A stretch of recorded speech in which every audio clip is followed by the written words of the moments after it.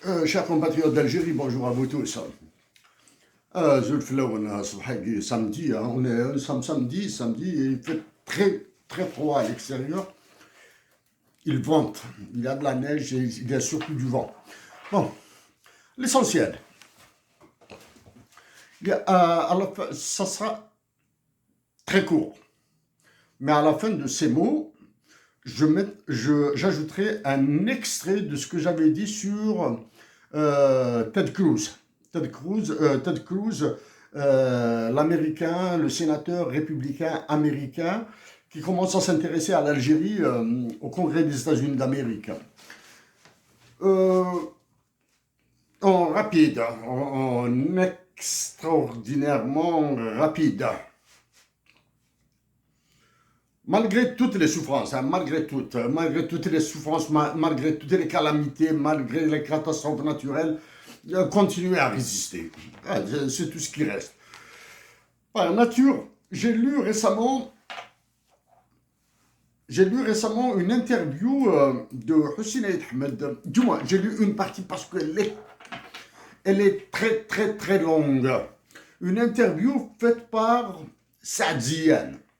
Saadiane, je dois vous avouer que je n'ai absolument aucune idée sur la personne qui est Saadiane. Même si je pense avoir une petite idée comme ça, là, une toute petite idée. Mais je n'ai aucune certitude, aucune certitude. Quand bien même, il m'est très très facile de retrouver la véritable identité de Saadiane, si tant est Saadiane est un pseudonyme. Est un pseudonyme. J'ai lu cette interview du moins, j'ai lu une partie probablement l'équivalent de 3 ou 4 pages. Cette interview de Hussein Ahmed qui remonte aux années 2000, 2000 m'a réconcilié encore une fois avec tout ce que je pense de bon et de merveilleux de Hussein Ahmed. Parce que dans cette interview, Hussein Ahmed avait abordé l'aspect économique. L'aspect économique, alors que d'habitude, dans ce que je lis de Hussein Ahmed, c'est plutôt très très très politique. Hein. Démocratie, la paix, les droits de l'homme et un fonctionnement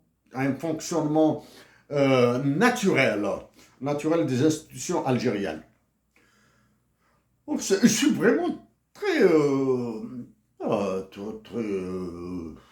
vais faire dans les pléonasmes là, hein, je vais faire dans les pléonasmes.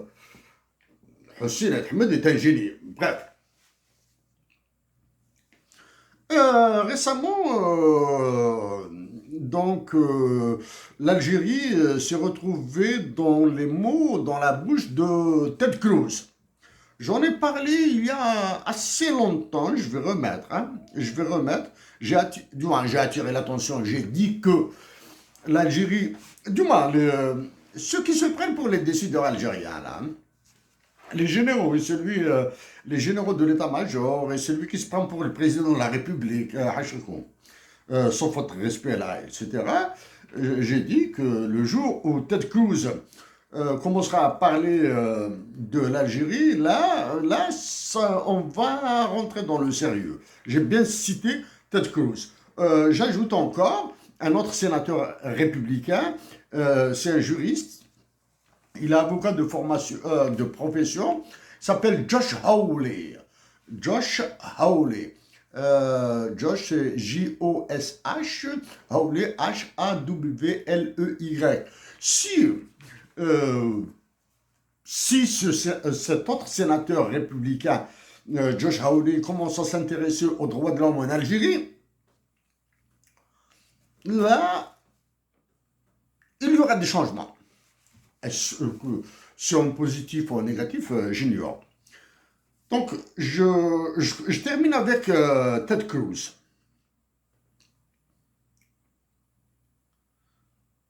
En parlant de l'Algérie, Ted Cruz a mis officiellement le cas des généraux algériens, le cas des généraux algériens, hein. Il a mis le cas des généraux algériens euh, dans une cocotte minute, dans une essoreuse, dans une machine à laver, pas à laver, hein, à récurer, hein, euh, plutôt dans une machine à IVCR. Il va étriper les généraux algériens. Josh, Ted Cruz. Ted Cruz est un sénateur américain avec Josh Hawley qui a de la dynamite dans la bouche. Ces mots sont pires que le napalm. J'ai dit de la dynamite, c'est une image. Les mots de Ted Cruz et de Josh Hawley, entre autres, hein. Il y a d'autres sénateurs républicains qui sont des missiles. Ted Cruz. En s'intéressant à l'Algérie, ça veut dire maintenant que toutes les études, qu'elles soient théoriques, pratiques, c'est-à-dire des études normatives ou des études positives sur l'Algérie, sont maintenant dans le Congrès, c'est-à-dire elles seront débattues dans le Congrès des États-Unis d'Amérique. Et si le cas des généraux algériens, je sépare la nation algérienne des généraux algériens et de l'État algérien, hein. S'il commence à être débattu au Sénat, ça veut dire que l'Algérie, je vais vous faire sortir des banalités que vous entendez là, par-ci et par-là, hein. Si le Congrès des États-Unis d'Amérique, actuellement tenu par les républicains, commence à parler de l'Algérie, ça veut dire au moins 4 paramètres, 4 variables. L'Algérie doit être contrôlée par les États-Unis d'Amérique pour permettre aux États-Unis d'Amérique, qu'ils soient républicains ou démocrates, hein, pour permettre à la puissance américaine de contrôler la Méditerranée, de contrôler l'Atlantique, Ça, c'est pour des raisons de sécurité, c'est pour les raisons liées à la sécurité des États-Unis d'Amérique. Ça, c'est le premier point. Deuxième point, positif ou négatif, c'est cela. Les États-Unis d'Amérique doivent recontrôler une partie de l'Afrique. Actuellement, l'Afrique est contrôlée majoritairement par Emmanuel Macron,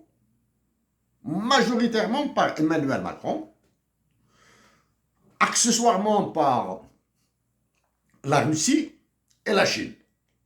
Donc, les États-Unis d'Amérique, à travers Ted Cruz, les États-Unis d'Amérique doivent prendre une partie de l'Afrique. Ok. Et comme je l'ai dit précédemment, l'Afrique actuellement, avec tout ce qui se passe dans le monde, etc., vous avez la preuve maintenant que les nations africaines comptent moins que les victimes,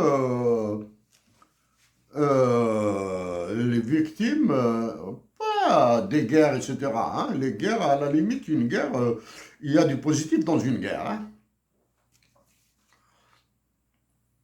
Pour se libérer, un peuple qui déclare une guerre, c'est positif. Donc les Africains sont considérés moins que toutes les victimes des rites sacrificiels, etc. Les enfants, hein, qu'on brûle, etc. Donc, le contrôle de la Méditerranée et de l'Atlantique, la part des États-Unis d'Amérique en Afrique. Troisième élément, et pas des moindres. Le Congrès, à travers les républicains du Sénat, travers les républicains du Sénat des États-Unis d'Amérique. Le président des États-Unis d'Amérique, l'actuel président des États-Unis d'Amérique, va broyer Emmanuel Macron. Ça, c'est le troisième point. Il va broyer Emmanuel Macron. Ça, c'est le troisième point. Le quatrième point maintenant.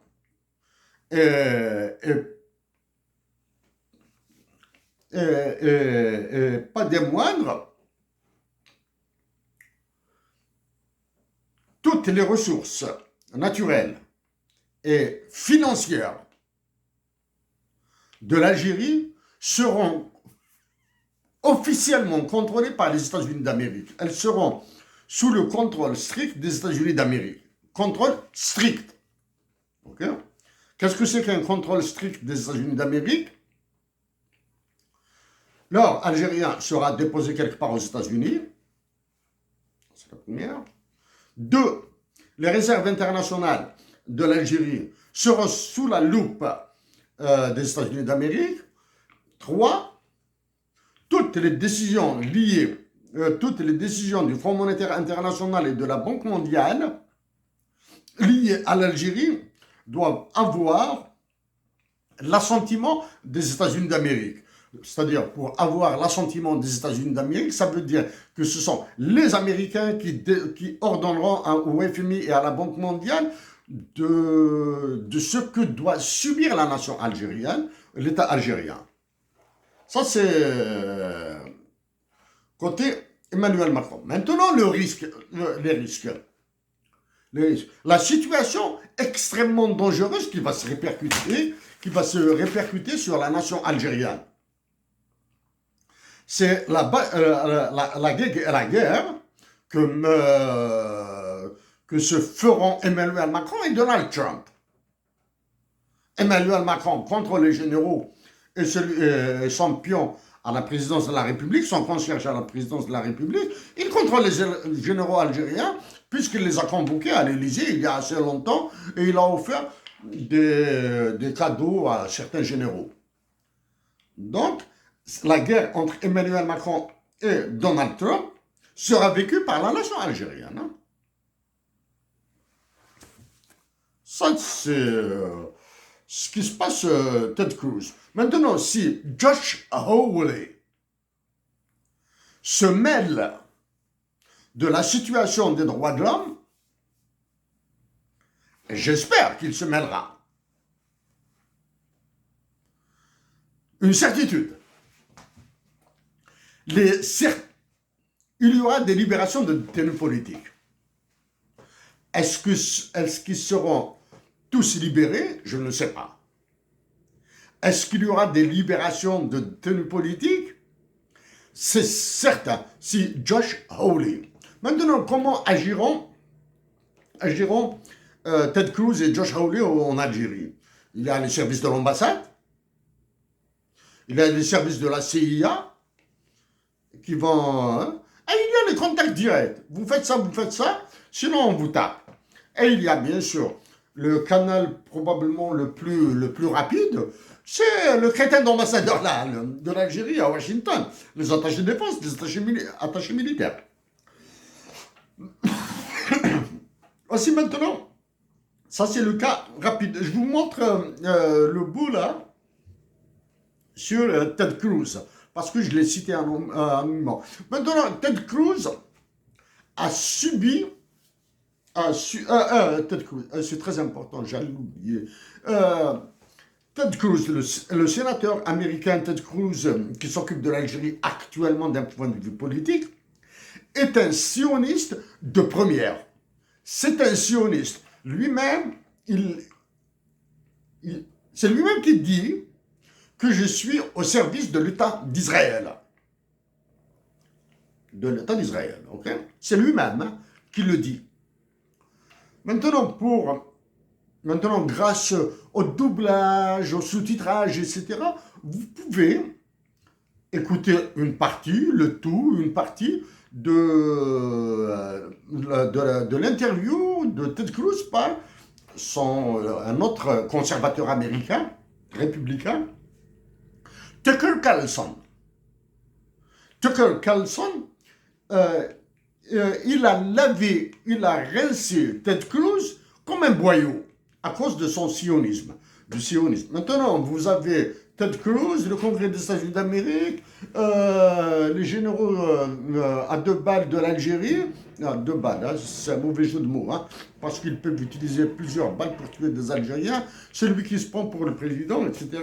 Et vous avez un pro-sioniste américain en Algérie, rajouté la CIA, rajouté le Mossad, rajouté, etc., etc.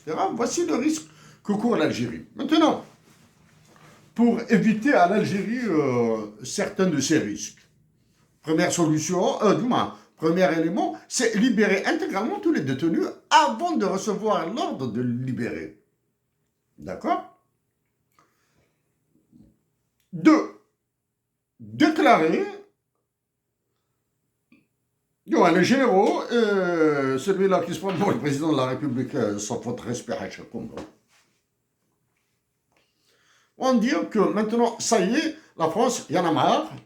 On s'aligne sur les États-Unis d'Amérique, on oublie la Russie, on oublie la Chine, on oublie l'Inde. Hein. On oublie l'Inde pour l'armement. Alors que l'Algérie n'a pas un rond, n'a pas $1 pour importer au moins des médicaments pour les malades. Au moins. Ça, c'est le côté Ted Cruz. Le côté Ted Cruz. J'ai vu, sans avoir écouté un quelconque traître-mot, hein, Ségolène Royal est partie en France, qu'elle a été reçue à la conciergerie d'El Mouradia, a été reçue. Mes compagnons d'Algérie doivent se détromper, là. Ils doivent arrêter de se foutre les doigts dans les yeux, là.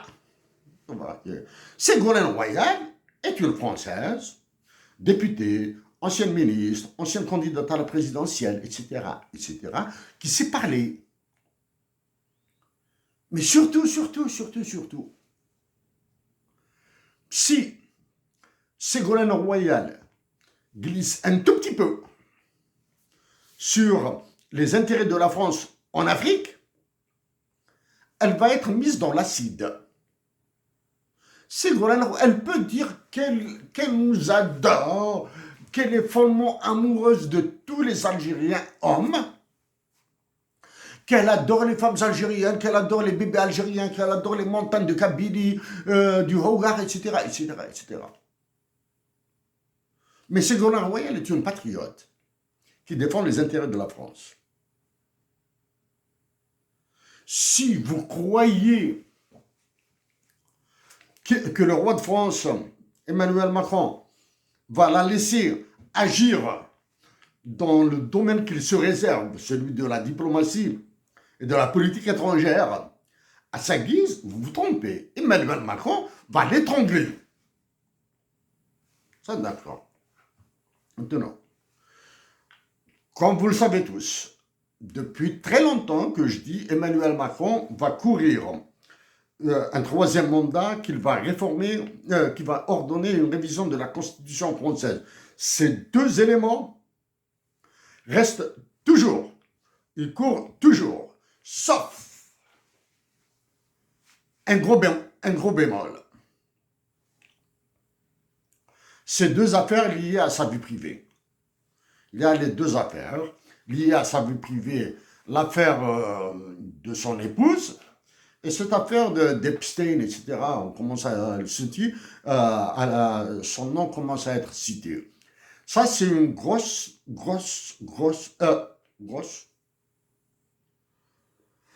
muraille là pour lui. Hein?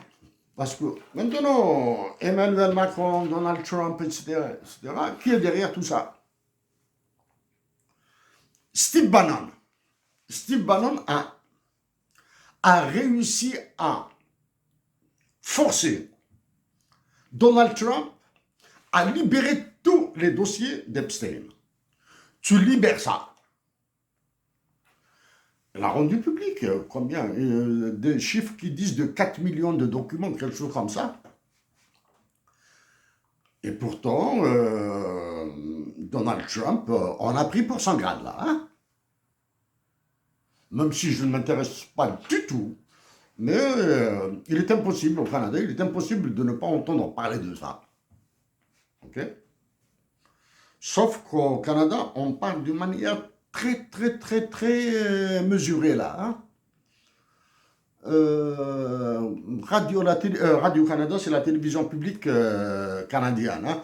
Radio-Canada, c'est la partie française, francophone. Et CBC, c'est la télévision anglophone, CBC. Hein? Radio-Canada, à peu près, elle ressemble à la télévision algérienne, hein? Toute proportion gardée. Bref, voilà. Donc, Steve Bannon. Et pour remonter à Steve Bannon, il faudra remonter à Cambridge Analytica.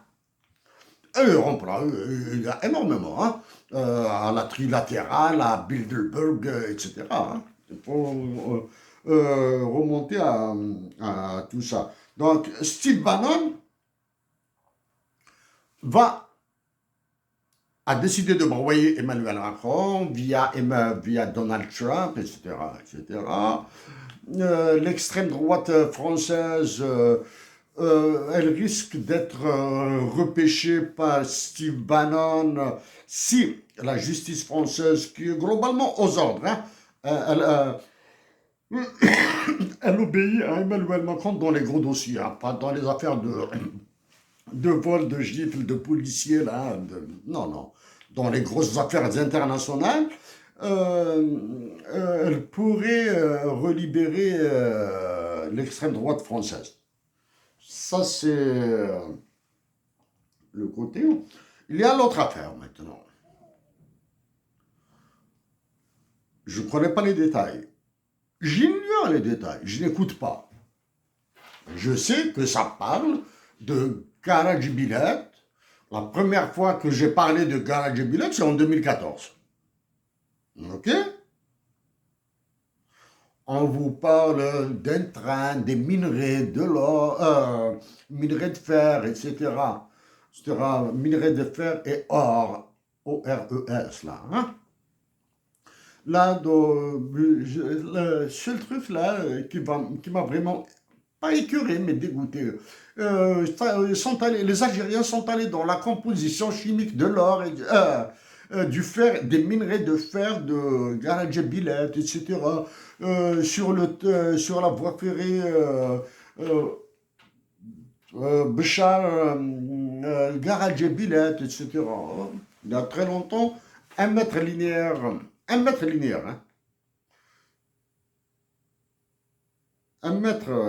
linéaire était dans l'ordre du $1 000 000 en coût de revient. 1 mètre linéaire de voie ferrée, hein, c'est-à-dire tout. Hein. Vous prenez un quai là, les quais, les chantiers, la construction, le fer, le rail sur 4 ou 5 voies, etc. C'est un prix moyen d'1 million de dollars en Algérie. Hein. C'est pour cette raison que vous entendez des chiffres de l'ordre de 3 milliards, 3,7, je ne sais pas, j'ignore. Mais par contre, ce dont les Algériens n'ont pas parlé, du moins, l'information n'a pas été rapportée. Quelle est cette société qui gère la mine de Karadzic Bilek? Les mines, le bassin minier de Karadzic Bilek. Quelle est cette société? Comment s'appelle cette société? Celle qui gère l'exportation du gaz, c'est Medgaz. Et dans Medgaz, il y a BlackRock.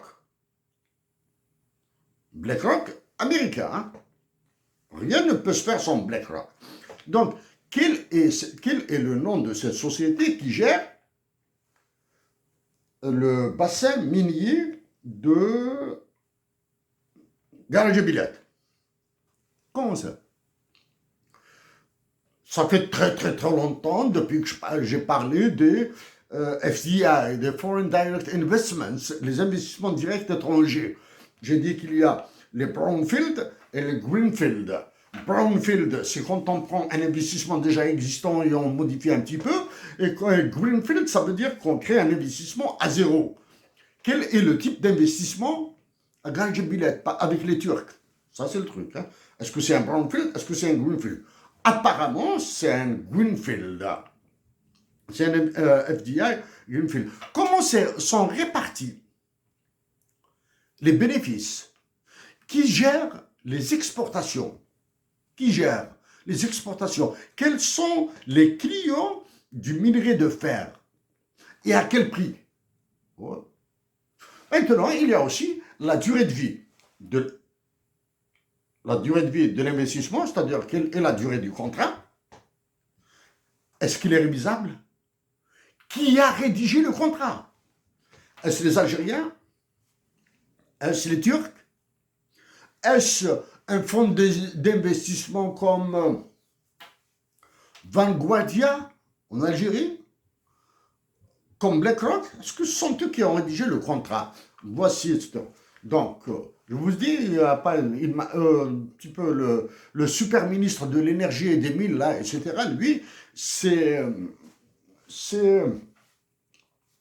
lui qui tire. Hein. Il reçoit les ordres des généraux et de celui de la conciergerie de Macron. Lui, il tire. Hein. Ensuite, vous avez des ministres qui ne servent absolument à rien. Alors, hein. Tous les ministres du gouvernement algérien ne servent absolument à rien. Libyen, ils ne servent absolument à rien. D'accord? C'est sévère, c'est méchant. Tous les ministres du gouvernement algérien ne servent absolument à rien. Tous et absolument tous. Qu'est-ce qu'ils font? Ils prennent les ordres, ils mettent un petit peu des en-têtes, des dates, etc. et ils les donnent à qui doit les exécuter. Exemple. Le gouverneur de la Banque d'Alger. Tu exécutes ce contrat et on n'en parle plus. Voilà. Donc là, j'ai commencé à tarder un petit peu. Chers compatriotes, j'ai dit au début que j'ai lu une partie de l'interview de Hussein Aït Hamed. Il y a la dictature, elle a deux qualités. Deux qualités. Okay? J'ai dit qualité et pas défaut. La dictature a deux qualités. Elle abrutit les gens. Une dictature abrutit les gens. La dictature algérienne a abruti les Algériens. C'est-à-dire maintenant, comment on les abrutit? Comment la nation algérienne a été abrutie? Par l'ignorance. On t'abrutit par l'ignorance. Ça, c'est la première. On t'abrutit par la peur, on t'abrutit par la terreur. Ça, c'est la première qualité d'une dictature. Deuxième qualité de la dictature. Elle démolit la dictature, peu importe le pays, hein, mais pour nous, il s'agit de l'Algérie, de notre patrie. La dictature algérienne démolit tout effort de réflexion et de pensée. On t'interdit de penser, du moins, on ne t'interdit pas, la tête est lobotomisée, c'est-à-dire toutes les capacités de réflexion sont brûlées. Il t'est interdit de réfléchir, et pire encore, il t'est interdit même de penser. Parce qu'il faudra d'abord penser à un sujet pour commencer à réfléchir sur le sujet.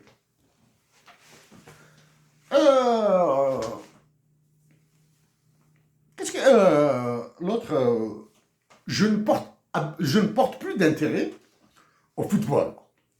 Le seul football que j'apprécie, c'est actuellement, grâce à des intimes, à des très proches, c'est cet art des joueurs du FC Barcelone.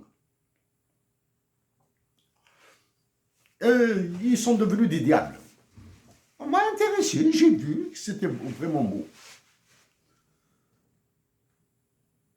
Donc, le football en Algérie, alors là, est loin d'être un souci pour moi. Il est très très loin, hein.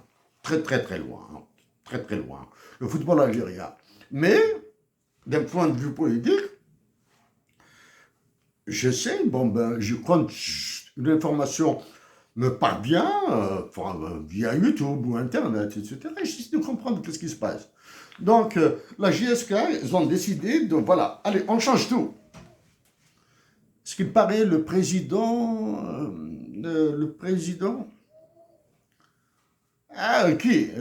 l'autre, la clique du président, là, allez, foutez le camp, tous. C'est-à-dire, en l'espace de 5 ans à peu près, là, 3 équipes. Et on dit que Mobilis, le directeur général de Mobilis, s'il vous plaît, un directeur général de Mobilis, qui veut se prendre peut-être pour le président du FC Barcelone ou du Real Madrid, etc., a chassé la direction de la gestion. Ça peut pas rentrer là. Hein. Le DG de Mobilis en Algérie ne peut même pas relever un chef de département sans le quitus de ceux qui ont nommé ce chef de département-là. Même pas. Donc ça, c'est une affaire de généraux. Ils sont en train, comme je vous l'ai dit, ils sont en train de se mélanger complètement. Ils ne savent plus quoi faire. C'est vrai que... Donc, ce sont des généraux patriotes, propres, qui doivent chasser absolument tous les généraux de l'état-major actuel. Tous, absolument tous. Hein. C'est chasser celui qui se prend pour le chef d'état-major, alors que le chef d'état-major, uniquement lui, non. Non. Tout le troupeau là, partez. Et vous remarquez, tous.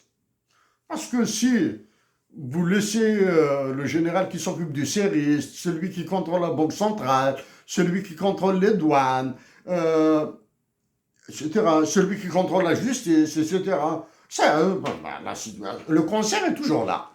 Bon. Ils doivent tous partir là, hein? Tous, absolument tous. Donc, actuellement, mes compatriotes d'Algérie, vous êtes en train de réussir une merveille. Votre résistance pacifique. Il y a eu des intempéries, il y a eu du vent, des conditions climatiques catastrophiques, et sans faute. Bab el Oued est démoli, les villages à l'intérieur sont inondés, sont submergés, etc. La pauvreté a explosé, la prostitution a explosé, la drogue a explosé, etc. Continuez à résister. J'ai dit à plusieurs reprises, j'ai dit que le commerce international de l'Algérie est mafieux.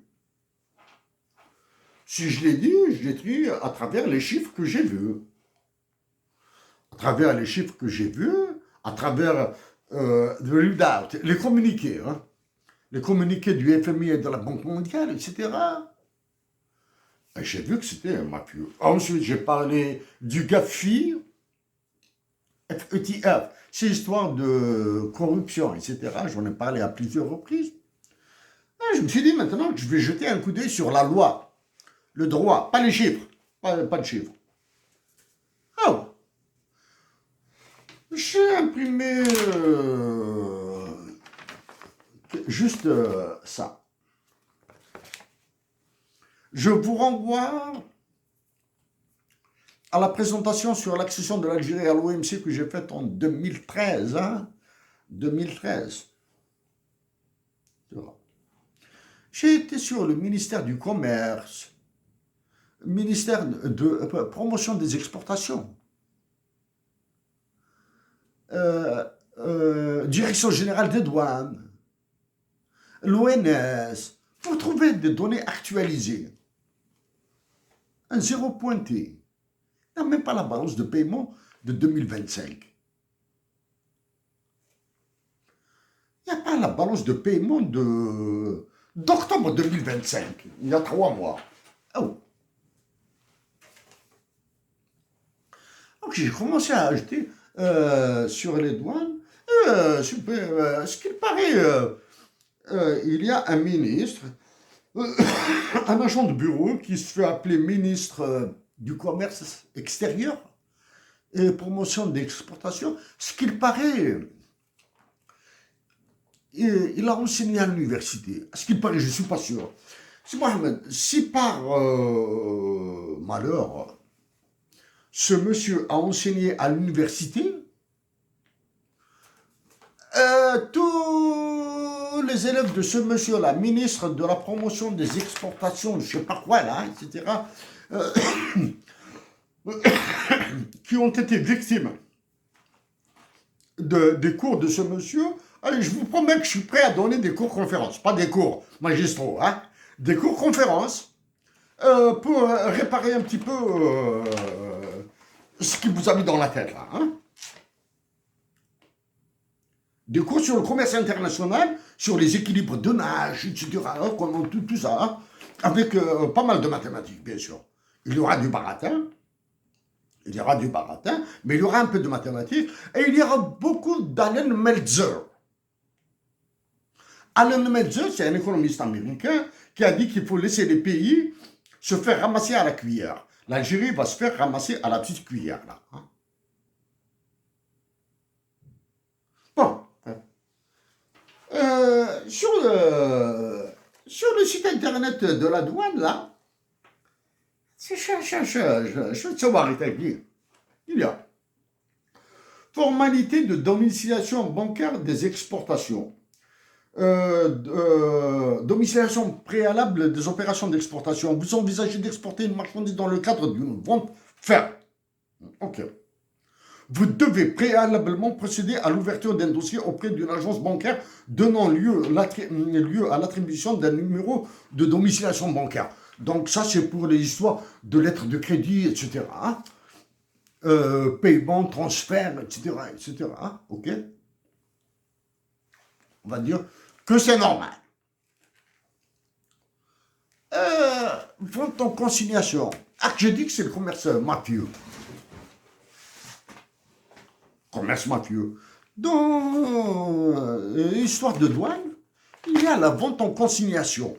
Vous envisagez d'exporter une marchandise dans le cadre d'un contrat de vente en consignation conclu avec un mandataire établi à l'étranger qui prend en charge leur commercialisation. Vous devez procéder à la domiciliation de l'opération d'exportation. Tout ça, apparemment, c'est banal. Hein?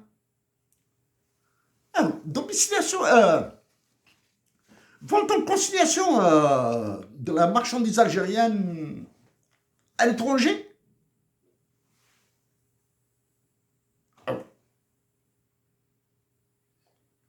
Vente algérienne, c'est comme l'histoire de pétrole et gaz, sans connaître le détail. Bon, je peux le retrouver, le détail, je l'ai. Hein. Mais je ne me souviens pas. Des ventes à terme. Des ventes à terme et des ventes sur le marché spot. À peu près, hein, à peu près. Consignation. Domiciliation différée, s'il vous plaît. Produits frais, périssables et ou dangereux. Je enlève le mot dangereux. Hein. Produits frais et périssables. Vous envisagez d'exporter des produits frais périssables. Vous pouvez procéder à la domiciliation de la facture commerciale durant les 15 jours ouvrés qui suivent la date d'expédition. Vous exportez des marchandises fabriquées à partir des intrants importés de l'étranger. Vous pouvez bénéficier de la suspension totale des droits et taxes à leur importation et de la dispense de la caution. Vous exportez des marchandises fabriquées à partir de marchandises importées au prix sur le marché local. Vous pouvez procéder à l'importation en franchise des droits et taxes de marchandises identiques, etc., etc., etc. Et il y a les facilitations. Facilitation douanière accordée aux opérateurs d'exportation. Aux opérations d'exportation, pardon.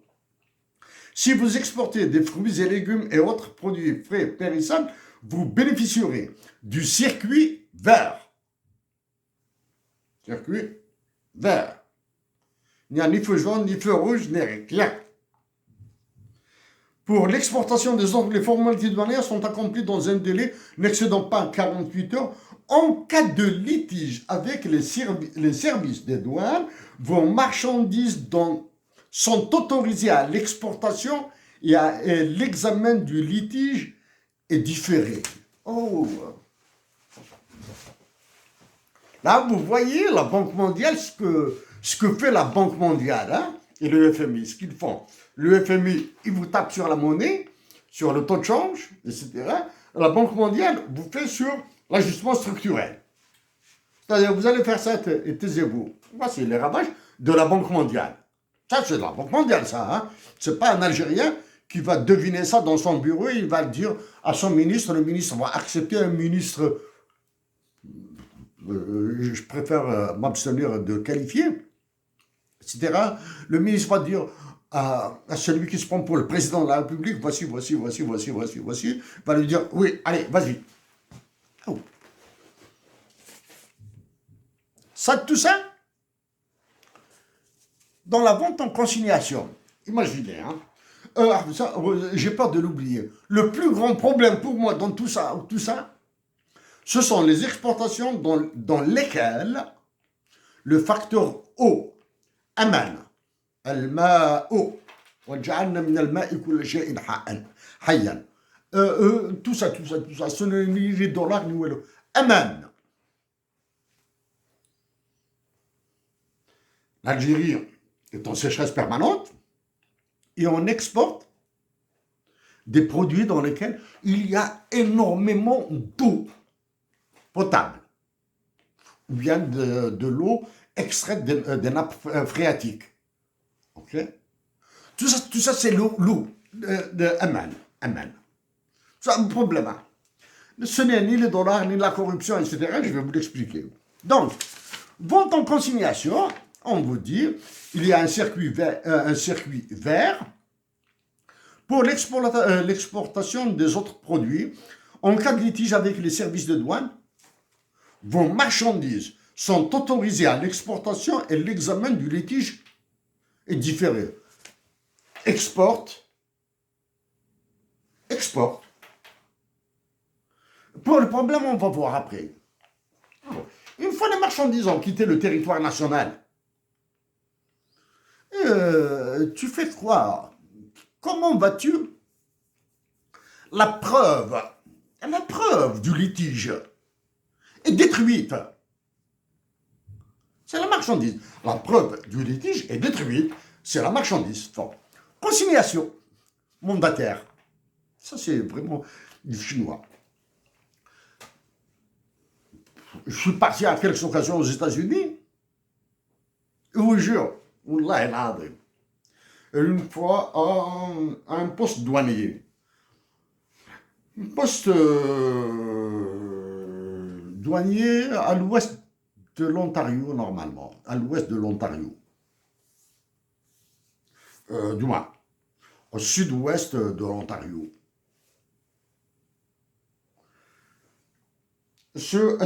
Les Américains m'ont posé qu'est-ce que tu vas faire aux États-Unis? Que vas-tu faire?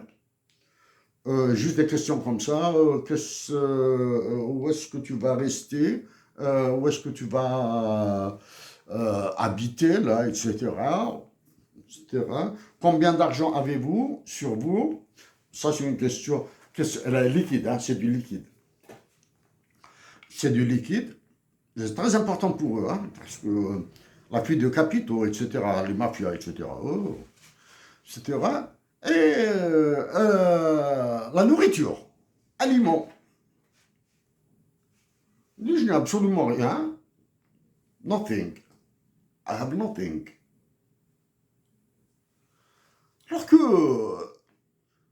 j'avais un sandwich qui était visible. Un sandwich qui était visible. Et il y avait une orange visible. J'avais mon sac, bon, j'avais une petite valise là, il y avait un petit sac dans lequel il y avait un sandwich et une orange. Jure. Et ça, c'est quoi? Ça, c'est juste un sandwich là.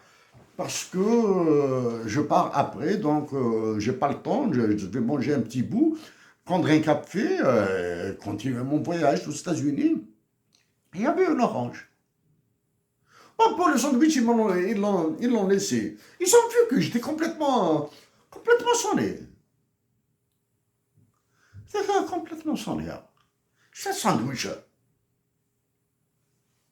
Tant bien même, j'avais visité avant, mais avant, on ne nous a pas posé ce genre de questions. Pour l'orange,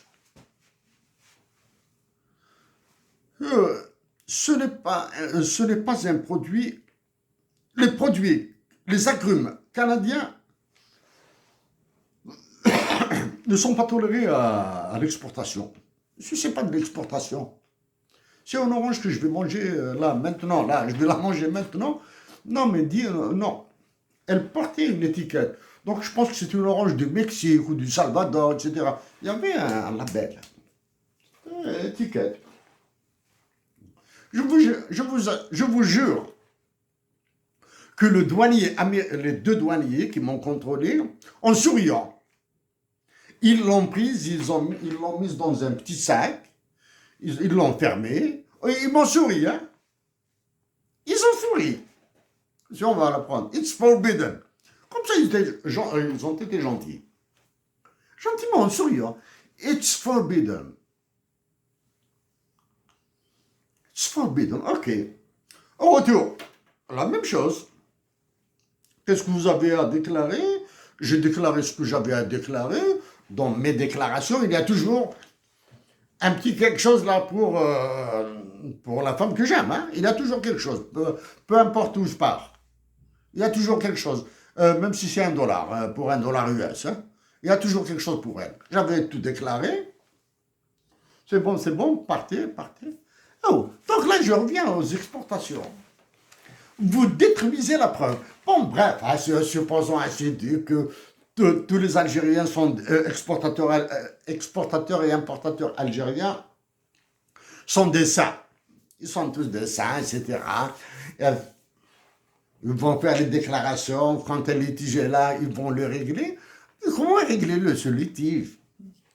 Il y a un litige. Une marchandise vient d'Algérie aux États-Unis, au Canada, ou en France, ou en Espagne, ou en Italie, ou en Belgique, ou en Angleterre, je sais pas là.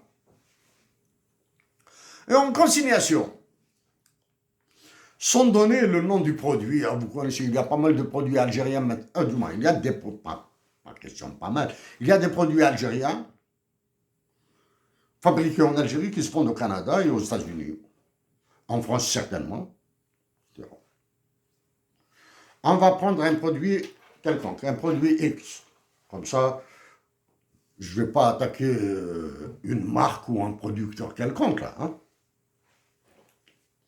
Monsieur, je déclare tout en vente de consignation. J'envoie par 6 mois 1 million d'unités. 1 million d'unités. Hein. Tous les 6 mois, 1 million d'unités de ce produit qui sera vendu en consignation au Canada, à Montréal ou à Ottawa ou à Gatineau. 1 million d'unités en consignation. D'accord. En consignation, le client va déclarer qu'il a vendu 100 000. Il a vendu 100 000. 100 000 unités sur 1 million, il a vendu 10%. Les 10% seront payés en Algérie avec des dollars canadiens, des dollars US, de l'euro. Je parle le jeu des monnaies. Hein. Bon, c'est-à-dire les 10% en dollars canadiens seront transférés à la banque, à la BEA, au CPA, ou à la BNA, etc. En Algérie, oui ou non? Les 90%, c'est la fuite de capitaux. Vous allez entendre des producteurs, transformateurs algériens qui achètent de grosses bâtisses au Canada, aux États-Unis, en France, partout, rapidement, en une année. Hein, en une année, il a un pavillon à 1 million de dollars, à 1,5 million de dollars. Et ouais, maintenant. Donc, le commerce, maintenant vous avez la preuve que le commerce algérien, bon, vous avez les titres sur le site internet des douanes, hein. Formalité de domiciliation bancaire des exportations et facilitation douanière accordée aux opérations d'exportation. Vous lisez tout le détail, ensuite vous faites un petit peu des détails là, etc. Vous décrivez les taux de change, les multiplications, les additions, les soustractions, les taxes, etc. etc. Ah, mais l'Algérie, elle va importer des produits ou bien des équipements qui seront subventionnés, qui seront financés par un prêt qui ne sera jamais remboursé. L'opérateur algérien, le transformateur algérien va envoyer de la marchandise au Canada, aux États-Unis, en France, etc., etc., avec de l'eau algérienne, de l'eau potable algérienne. Va vendre des produits frais, Exemple, ça je l'ai vu, hein, de l'huile d'olive, par exemple. Et il y a d'autres choses. Les gâteaux, etc., ça j'en ai vu à gogo, hein, à gogo. Mais c'est l'huile d'olive la plus importante pour moi. L'huile d'olive, etc. Donc en Algérie, vous aurez l'inflation, vous aurez la dévaluation du dinar, vous aurez la fuite de capitaux, et vous aurez tout, et tout, et tout, et tout, et tout, et tout, et tout, et tout. Ça, c'est le truc. Donc, je résume. Hein. L'essentiel,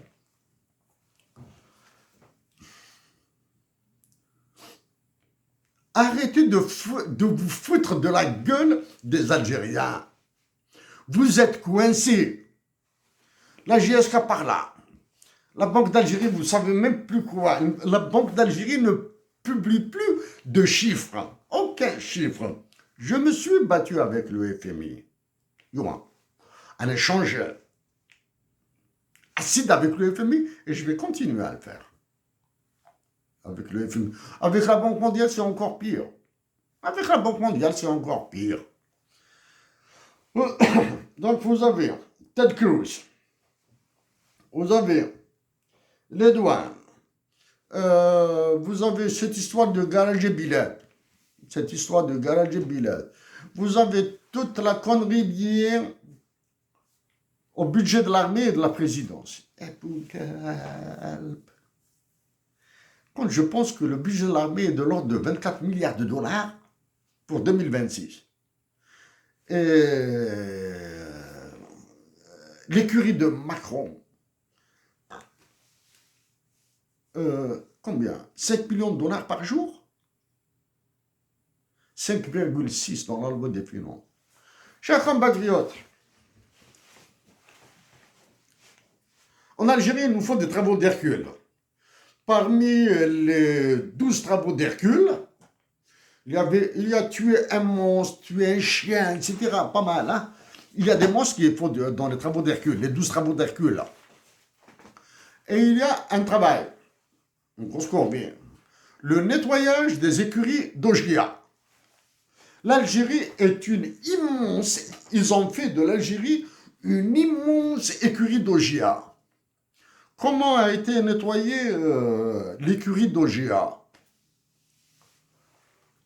C'était par le détournement d'un fleuve, d'un cours d'eau, et l'écurie d'Ogia a été nettoyée. Ce n'est pas... Il était impossible de la nettoyer avec des ouvriers, avec des pelles, des pioches, etc. Donc, ils ont orienté des cours d'eau vers les écuries d'Ogia, Aman, c'est-à-dire c'était une inondation. Par inondation, on l'a nettoyé. Donc, pour éviter d'inonder la nation algérienne. Tout l'état-major doit partir. Tous. Et celui-là qu'on envoie un peu partout, là, continue à être angoisse, etc. Hadrat.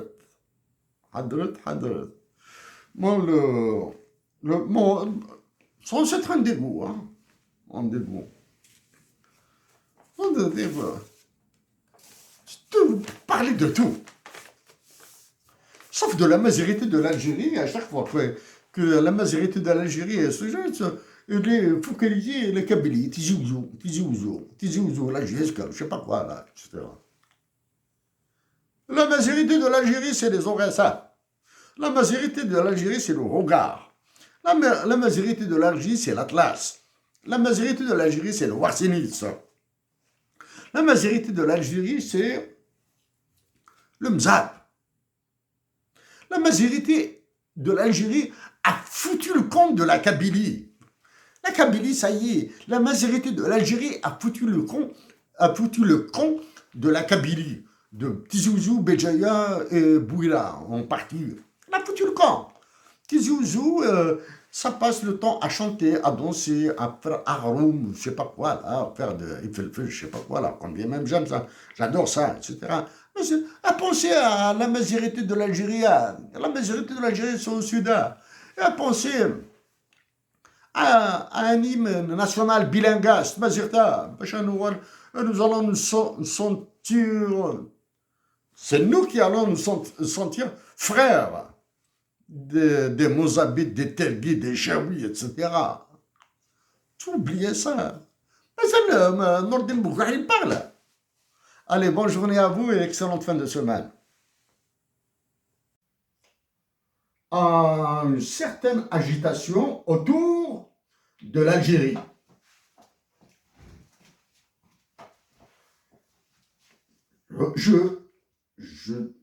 Je le répète pour peut-être la troisième, quatrième fois, que ça fait plus de 3 mois depuis que j'ai dit que l'Algérie, un coup d'État soft, c'est produit. Un coup d'État, c'est produit. Chaque jour qui passe, certaines informations le confirment. Le dernier élément de confirmation, c'est l'histoire de décret concernant le ministre délégué à la Défense nationale qui siège au Conseil des ministres, etc., etc., et le déplacement, certains déplacements à gauche et à droite. Chaque jour qui passe confirme le coup d'État. Ce coup d'État est une autre catastrophe qu'il faudra arrêter. Il faut arrêter ce coup d'État. Est une autre catastrophe qu'il faudra arrêter. Cette catastrophe s'ajoute à la catastrophe de la destitution de l'ancien président en 2019. L'état-major, le chef d'état-major qui se montrait à la télévision, etc., et qui a été rappelé à Dieu, a commis une catastrophe. Il a déclenché le cataclysme. Celui qui est actuellement prétendument chef d'état-major l'a multiplié par 33. D'accord? Il l'a multiplié par 33. Il a multiplié le cataclysme par 33. Maintenant, quand vous déclenchez un processus de similitude entre l'Algérie et la Syrie, donc nous risquons de subir le même sort que la Syrie. Comment le subirons-nous? C'est qu'un autre mouvement dévastateur se déclenche en 2025. Mouvement dévastateur, pire que le Hira qui est passé en 2019. Là. Pire. Il va se déclencher. S'il se déclenche par tous les moyens de l'information, l'intoxication, des pressions internationales, la fatigue et l'usure de la nation algérienne. La nation algérienne est usée, la nation algérienne est fatiguée. Ce mouvement nous ravagera. Pourquoi ce mouvement nous ravagera? Parce qu'il sera alimenté par Emmanuel Macron, il sera alimenté par les États-Unis d'Amérique. Je fais la différence entre la France et Emmanuel Macron. Mais par contre, pour les États-Unis d'Amérique, je dis les États-Unis d'Amérique. Parce qu'aux États-Unis d'Amérique, tout est intégré là. Et je profite dès à présent d'éviter de donner trop d'importance au futur secrétaire d'État, ministre de la Défense des États-Unis d'Amérique, Marco Rubio. Il faut éviter de lui donner trop d'importance. Il sera là parce que la politique étrangère des États-Unis d'Amérique, elle vise la Russie et la Chine et l'Inde. Elle est sous le contrôle du président Donald Trump. Lui, il va faire dans la gesticulation, là, Marco Rubio. Mais par contre, si le Sénat des États-Unis d'Amérique, conduit par le sénateur Ted Cruz et sa clique, se mêle, là, il faudra avoir sérieusement peur. Parce que si Anthony Blinken, tout conservateur qu'il est, au service des démocrates américains, du Parti démocrate américain, tout conservateur qu'il soit, plutôt, tout faucon qu'il soit, a tout raté, Ted Cruz et sa clique du Sénat, ils vous ravageront. Bien. La politique étrangère des États-Unis d'Amérique, si le Sénat américain, je dis bien, pas la Chambre des représentants, le Sénat américain commence à parler de l'Algérie, là, il faudra avoir sérieusement peur. Donc, voici un truc. Maintenant, je reviens à l'Algérie. Un autre élément, c'est un élément du coup d'État. La loi des finances de l'Algérie pour 2025 a été signée il y a plus d'un mois déjà. Incroyable, mais vrai. La loi des finances. Je vous promets que dès que les chiffres paraîtront dans le journal officiel, que je l'exploserai. Pourquoi je l'exploserai? Parce que c'est à travers la loi des finances que je verrai les ordres d'Emmanuel Macron, les ordres du FMI et de la Banque mondiale, bien sûr. D'accord?